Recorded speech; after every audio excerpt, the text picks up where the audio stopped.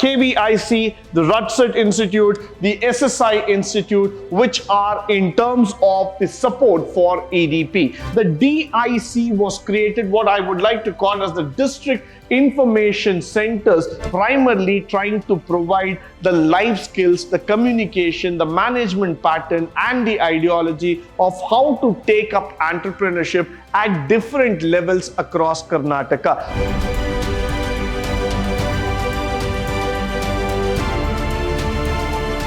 Good morning and welcome to the session 3 on Unit 2, and this is going to be about the specific institutes like Kvic, the Rudset Institute, the SSI Institute, which are in terms of the support for EDP. Let's go forward and try to understand how these institutes actually matter a lot in terms of the EDP program. Now, moving forward, there has been several motivational campaigns that have been taken up, and the 1960, that is where I am trying to talk about. And if you see that, they have tried to fill in the existing information and gaps, starting about the information in terms of building up the entrepreneurial program. Now, if you look here, for example, in the states of Andhra Pradesh and Karnataka, we have seen about 960 to 963. That is about in 1960 to 1963, where we are talking about. These are the zones where the entrepreneurship development started up in a big way, and they came up all the line in terms of developing the EDP program. But then somewhere down the lane, the entrepreneurs required a lot of information in setting up a business unit. They were not really equipped. They did not have the skill sets that were needed in terms of development. So what started happening here is that they were left technically challenged. They were not having the resource, or they were not having the factors that could drive the entrepreneurship program. Now, there are many factors which you would see here in South India, especially when I'm going to talk about. Entrepreneurship was not definitely a preferred subject, or was not definitely an option that was taken up by most of the youngsters.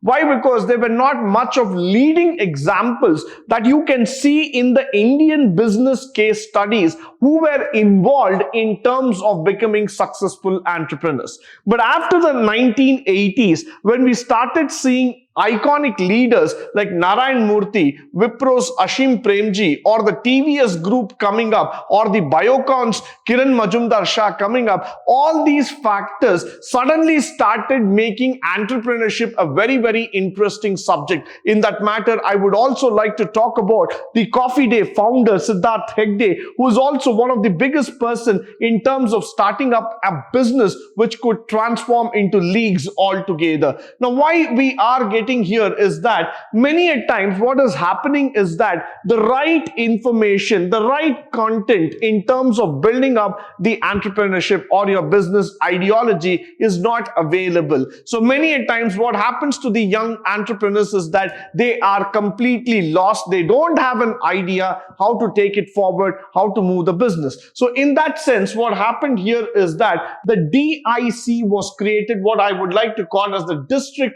Information Centers, that got created, and that started working all together in terms of providing support to the MSME. Now, what I would say in entrepreneurship in a big way is the word called as information. Now, there is always a factor that you need to appreciate, and that is called the cost of information. Why do I bring in this factor here is that many a times when you just Google out a particular topic or a particular subject, you will be surprised that there is so much of information available. But then when you actually want to go into it and try implementing a particular idea or a particular process, you're not able to do that. You get stuck somewhere. You are not able to move forward at all. You feel so depressed, you feel so demotivated that you start telling that this is not what I was looking for. This is what I was trying to do. So automatically what happens here is that the question that starts coming into picture is that where is the committee, where is the particular source or the hub that is available for me for this particular business or for this particular ideology? technology. So that's where we started coming up with the district information centers, the district industrial centers all together, which were trying to help the entrepreneurs. Now, when like-minded people start coming together and the district industrial centers were developed, what was trying to do here is that we were trying to create a staffing pattern which would be headed by a general manager who's overall in charge in terms of supporting the institutions and entrepreneurs and providing them a big way support in terms of growth. So the ideology here is very, very simple. What we were trying to do is that trying to help those small-time workers, small-time people who can actually join hands and start creating a center for development altogether. Followed by, we are going to talk about the khadi and villages industry. Now, this is a very, very interesting topic that we need to understand here. Khadi is not new to India. In fact, India is the original creator of khadi.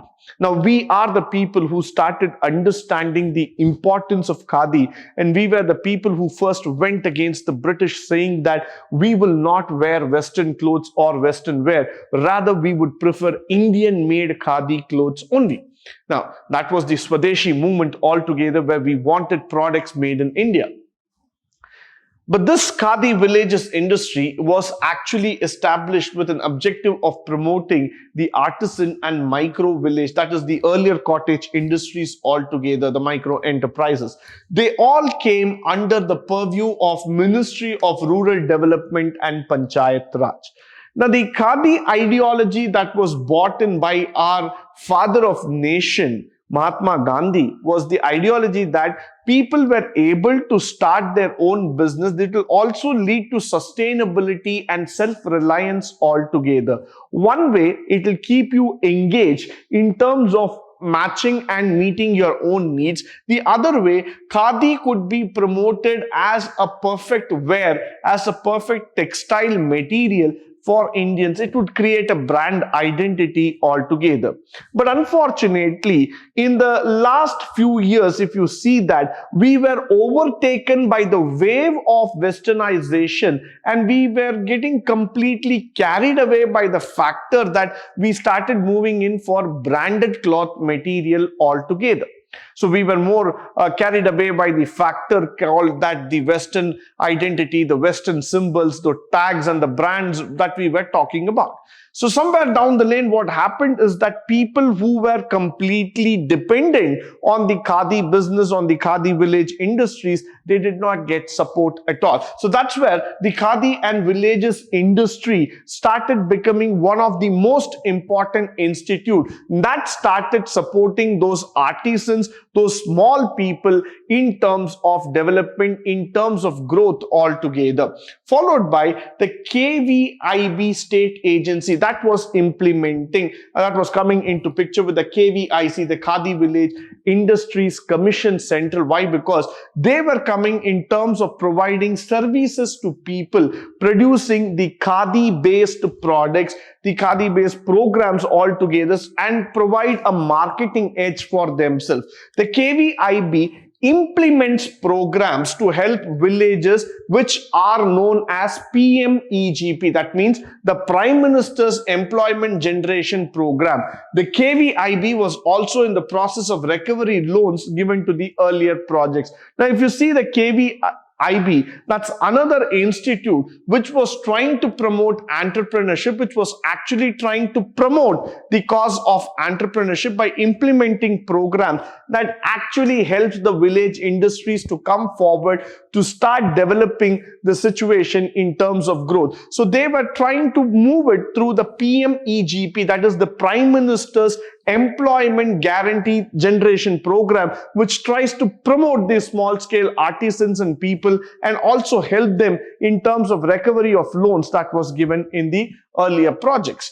followed by, when you look at the CDOC, which is called as the Center for Entrepreneurship Development of Karnataka, our very own state. Now, the CDOC was established under the Department of Industries and Commerce, Government of Karnataka, which is a very, very premier institute for entrepreneurship development activities, like, for example, the IT program, or conducting awareness in terms of the EAP program, or if you start looking in terms of the EDP program and management development programs altogether. Now, if you start looking in terms of IT or escort services, in terms of selection of projects, project report preparation, or all the steps that are required in terms of starting up the enterprises, CDOC was the center that was providing a lot of help to these young entrepreneurs who were able to understand and who were able to develop programs and develop the business altogether. Now, CDOC became one of the premier institutes in our state, which started helping in terms of seed funding, which started helping in terms of establishing the offices, providing basic employment facilities, providing them with all kind of managerial facilities so that the business can develop and they can take it forward. Now, taken up by the Rural Development and the Self-Employment Training Institute, known as the Rudset. Now, the Rudset imparts partly in one of the livelihood training, skill upgradation, information technology based on the rural-based economic and employment. This is a very interesting and a very informative institute that was started up primarily trying to provide the life skills, the communication, the management pattern, and the ideology of how to take up entrepreneurship at different levels across Karnataka. Why? Because if you look at Karnataka as a state, it is a very, very vibrant state which has got a lot of economic activities, especially after IT coming into Karnataka. This became probably one of the biggest silicon hubs in the world, where a lot of entrepreneurship, app development, and activities started coming up. At the same time, Karnataka as a state also is known for its rich culture and heritage, and it has got a wide variety of spread for entrepreneurship to start up new business and ideology. So institutes like the Rudset or the Kvic or the CDOC were all those institutes which started looking to help those small artisans and people who can come forward, develop their ideas, support their capital expansion and labor expansion, and take it forward to the next level as far as possible. Now, moving forward, we are also going to talk about a very, very interesting factor called as the AWAKE, which means to say that the Association of Women Entrepreneurship Development in Karnataka, which is primarily going to provide encouragement to the women entrepreneurs, make them participate in the MSMEs. So women entrepreneurship and Karnataka are not too important, two different factors at all. In fact, they are the state, they are the people who have actually gone forward in terms of promoting the women entrepreneurship. Starting with Kiran Majumdar Shah of Biocon, Karnataka is definitely known as a state that has promoted several women entrepreneurs. So AWAKE is the institution that went forward in terms of promoting the entrepreneurship for women and making it such an interesting factor so that every single woman can participate and can start taking it forward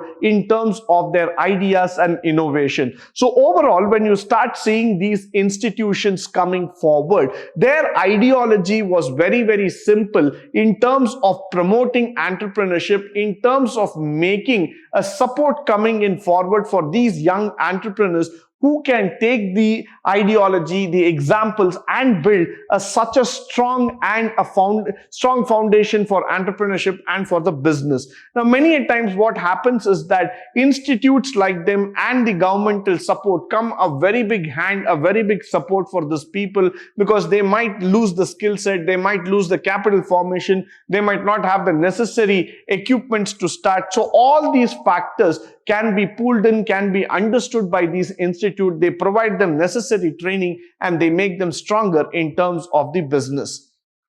The next thing that we are going to talk about is the Confederation of Indian Industries, which is a very big association, a national level association, which tries to bring in a lot of conferences, lot of ideologies, and people are a part of this very great association, which means to say that it shows how trade, technology, and the factors are changing the modern dimension. So they lead a lot of delegations, they lead a lot of policy intervention, which helps the MSME, the large and the mega industries for doing business in India and abroad. So CII is probably the large framework guideline provider that goes and helps industry in terms of understanding technology, in terms of understanding what is happening around you, and guide you to success in terms of understanding how to take forward, how to build a better system, a better economic growth. Even during the recent pandemic activities that was taking place, CII had brought in a lot of series of how to work from home,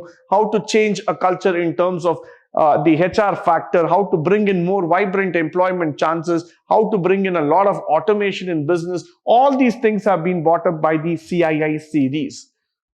With this, I would like to come to the conclusion of this particular session. I believe that all the information provided is of a great help and a resource to you. In the coming sessions, we will be talking about the various other factors of EDP and what are all the interesting factors and thought process that are coming together to make entrepreneurship development the mainstream of the economy. With this, let us see that we will go forward, try to learn newer concepts and build a better India. Until then, stay tuned, stay blessed and stay enlightened forever. Thank you once again for joining me on this wonderful session.